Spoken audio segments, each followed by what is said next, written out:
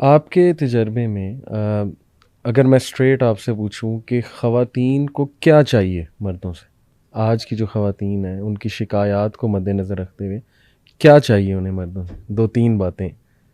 اگر آپ مجھے کہیں کہ میں آپ کو $1,000,000 دوں صحیح یا اس سوال کا جواب دوں I'll take the former.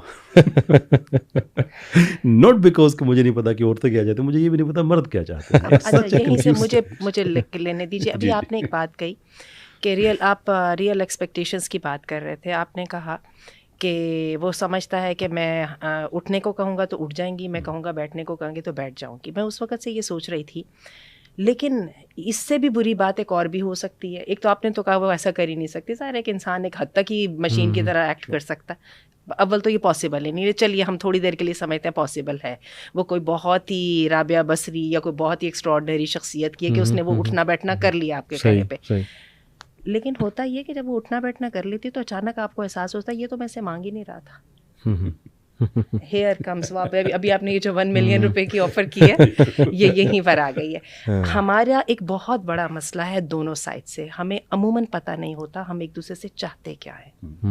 میرے پاس ایک بہت ہی بیٹر جو ہے وہ طلاق کا کیس آیا اور اس کے اندر جو ہیں وہ ساری سسرال انوالو تھے. جو ہسبینڈ تھے وہ گھر کے بڑے تھے، ماں بیوہ تھیں، ماں جو ہے وہ چھوڑ نہیں رہی تھیں بیوی کو، وہ ذمہ داری محسوس نہیں ہو رہی تھی. ان کو صرف ایک ہی یہی تھا کہ مجھے کیوں نہیں مل رہا. تو ہمیں سمجھ آ رہی ہے کہ پوری کی پوری ریسیپی تیار ہے وہ کھیر پکنے والی، ٹھیک ہے.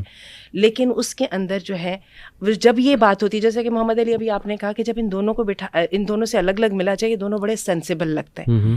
جب ان دونوں کے ساتھ جب بات کی جاتی ہر ایک 8 آنسوؤں کے ساتھ رو کے یہ کہتا کہ میں تو اپنا سب کچھ دینے کو تیار ہوں لیکن دوسرا نہیں مان رہا. صحیح. اچھا ہم نے ان کے ہسبینڈ سے پوچھا کیونکہ ہسبینڈ کی طرف سے زیادہ ارسپانسبلٹی آ رہی تھی، وہ نہیں دے پا رہے تھے وائف کو وہ والا مقام جو وہ مانگتی تھی.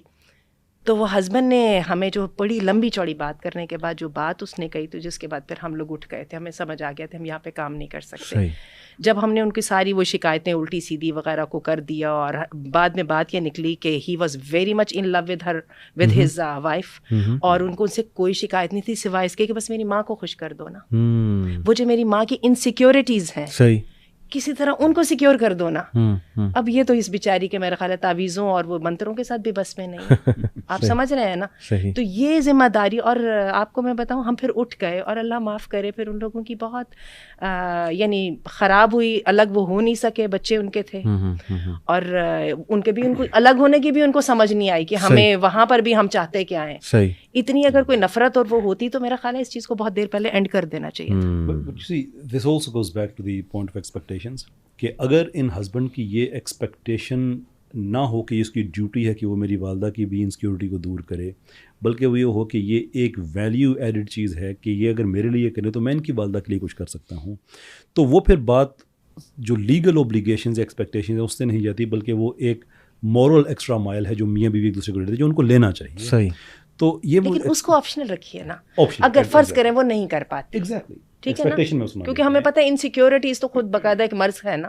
اگر فرض کرو وہ بیچاری یہ ولی انہونی نہیں کر پاتی ایٹ لیسٹ اس کی شادی پہ اس کا اثر نہیں ہونا چاہیے. ایگزیکٹلی ہے نا. بالکل یہی میں کہ ایکسپیکٹیشنز اگر آپ نے ایکسپیکٹ کر لیا نا کہ اس کی ڈیوٹی ہے کہ میری والدہ کی خدمت کرے گی تو پھر ایکسپیکٹیشن جب ٹوٹے گی تو آپ کی جو ایک مصنوعی ایگو ہے وہ ہرٹ ہوگی. لیکن اگر آپ یہ کہیں کہ اگر یہ نہیں کرتی ہے دیٹس فائن لیکن کر دیتی ہے دین لیٹ می سی کہ how can I do better than that four